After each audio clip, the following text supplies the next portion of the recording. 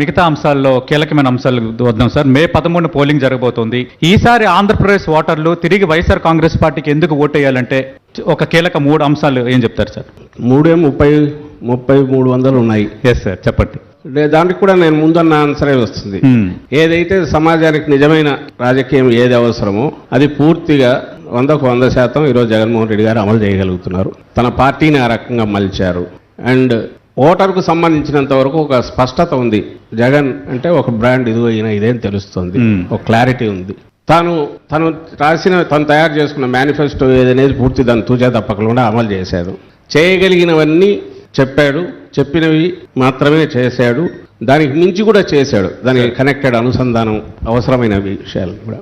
And 3 అంశాలు ముఖ్యంగా అసమానతలు ఎక్కువగా ఉన్న ఇలాంటి మన సమాజంలో ఆ ఇన్ఈక్వాలిటీని తప్పించడానికి కింది అట్టడుగు వర్గాలను పైకి తీసుకురావడంలో శాచురేషన్ బేసిస్ మీద అవినీతి రహితంగా పూర్తి పారదర్శకంగా తొలిసారి అంటే system that it self will take care of everything.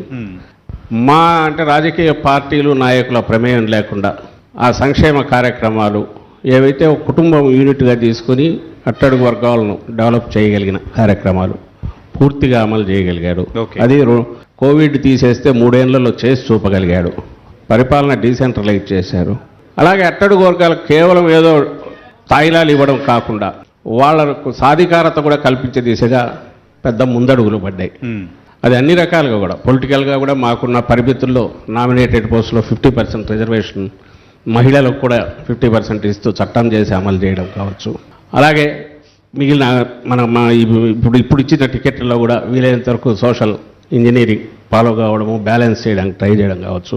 ఏదైనా సరే not only in letter, in spirit also తాను నమ్మినవి లేదా ఎనీ ప్రోగ్రెసివ్ పొలిటీషియన్ కానీ లేదా అనలిస్టులు కానీ లేదా ప్రజలు కానీ వాళ్ళు ఎస్ ఇది బాగుంది అని చెప్పేటట్టు, అలాగే దీన్ని ఎవరైతే ఆస్వాదిస్తున్నారో ఆ సెక్షన్స్ లబ్ధిదారులు అనండి లేదా దాని ద్వారా బెనిఫిట్ పొందడం వాళ్ళు ఇదిగో ఇలాంటి లీడర్ అయితేనే మాకు బాగుంటుంది అనేటట్టు ఆ స్పష్టత కంప్లీట్గా ఇచ్చారు. When compare to other side చూస్తే అదర్ సైడ్ కేవలం అధికారం లక్ష్యంగా ఆ ఎన్నికల సమయంలో అది ఒక రాజకీయం అంటే అది ఒక సపరేట్ క్రీడలాగా ఎన్నికల సమయానికి హామీలు రావడం, గుప్పించడం, పొత్తులు పెట్టుకోవడం, అధికారం లేకొచ్చినాక మళ్ళీ అన్నీ మర్చిపోవడం ఏదైతే రివాజుగా ఉందో సగటు పొలిటీషియన్ గురించి, పార్టీల గురించి మన అవగాహన, ప్రజల అవగాహన ఏదుందో దాని మేరకే వాళ్ళు పరిమితమయ్యారు, అట్లే ఉన్నారు.